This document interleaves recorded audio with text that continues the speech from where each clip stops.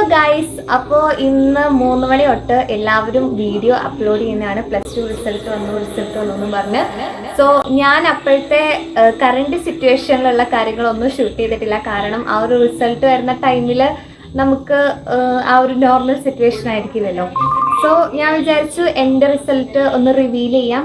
നമുക്ക് എല്ലാവർക്കും അറിയാം, സാധാ എക്സാം പോലെ ആയിരുന്നില്ല ഈ വർഷത്തെ എക്സാം. ഞാനും എക്സ്പെക്റ്റ് ചെയ്ത മാർക്കല്ല എനിക്ക് കിട്ടിയിട്ടുള്ളത്. അതുകൊണ്ട് തന്നെ നല്ല വിഷമത്തിലൊക്കെയാണ്. അതുകൊണ്ടാണ് ഇപ്പം ഇത്രയും നേരം എടുത്തത് വീഡിയോ ഇടാനും. പിന്നെ വിചാരിച്ചു നമുക്ക് വിഷമിച്ചുകൊണ്ടിരുന്നിട്ട് കാര്യമില്ല. ശരിക്കും ഞാൻ ഫസ്റ്റ് ടൈം റിസൾട്ട് സൈറ്റിൽ കയറി എൻ്റെ രജിസ്റ്റർ നമ്പറും ഡേറ്റ് ഓഫ് ബർത്തും അടിക്കുമ്പോൾ എപ്പോഴും എല്ലാവരും സൈറ്റ് കിട്ടുന്നില്ല എന്ന് പറയുന്ന ആ ഒരു ഇതിൽ തന്നെയാണ് ഞാനും അടിച്ചുകൊണ്ടിരിക്കുന്നത്. കാരണം എൻ്റെ രജിസ്റ്റർ നമ്പറും അടിച്ചു, ഡേറ്റ് ഓഫ് ബർത്തും അടിച്ചു.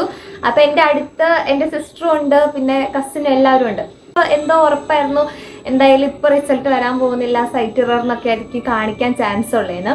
പക്ഷേ ഞാൻ കറക്റ്റ് അടിച്ചു നോക്കിയതും റിസൾട്ട് വന്നു. ഇങ്ങനെ അത് കണ്ടപ്പോൾ തന്നെ എനിക്ക് അവർക്ക് നോക്കാനും കൊടുക്കാൻ പറ്റില്ല, എനിക്ക് നോക്കാനും പറ്റില്ല. ഞാൻ അപ്പം തന്നെ റിസൾട്ട് ഇങ്ങനെ പൊത്തി പിടിച്ചിട്ട് ഇങ്ങനെ കുറേ നേരം ഇങ്ങനെ കണ്ണടച്ചിരിക്കുമായിരുന്നു. സോ അതായിരുന്നു എൻ്റെ റിസൾട്ട് വന്നപ്പോൾ ഉണ്ടായിരുന്ന ഒരു പ്രതികരണം.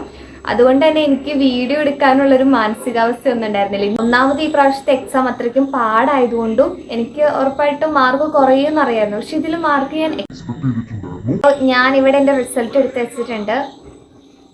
എൻ്റെ റിസൾട്ട് റിവീൽ ചെയ്യാനുള്ള ടൈമാണ്.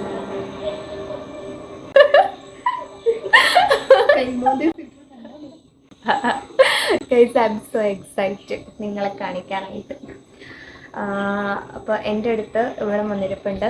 ഞാൻ പുറത്ത് വെച്ചാണ് വീഡിയോ എടുക്കുന്നത്, അതുകൊണ്ട് തന്നെ നിങ്ങൾക്ക് ചിലപ്പോൾ ബാക്ക്ഗ്രൗണ്ട് നോയ്സ് വരാൻ ചാൻസ് ഉണ്ട്.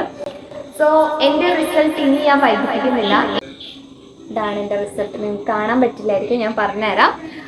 എനിക്ക് കിട്ടിയിട്ടുള്ളത് 2 A+ഉം 1 Aയും 3 B+ഉം ആണ്.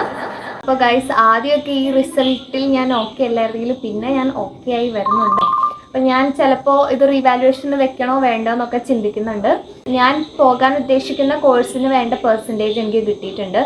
അതുകൊണ്ട് തന്നെ വലിയ കുഴപ്പമില്ല. മാർക്ക് കുറഞ്ഞു എന്ന് വിഷമം ഉള്ളവരാണെങ്കിൽ നമുക്ക് ഇനി റീവാലുവേഷന് കൊടുക്കാം. അതല്ലെങ്കിൽ നമുക്ക് ഒരു സബ്ജക്റ്റിന് ഇമ്പ്രൂവ്മെൻറ്റ് എഴുതാം. അതുപോലെ ഫെയിൽ ആയവരാണെങ്കിൽ അവർക്ക് സേ എഴുതാം. അത് നമുക്ക് എനിക്ക് തോന്നുന്നു ജൂണിലെങ്ങാണ്ടാണ് ആ ഒരു എക്സാം നടക്കുന്നത്.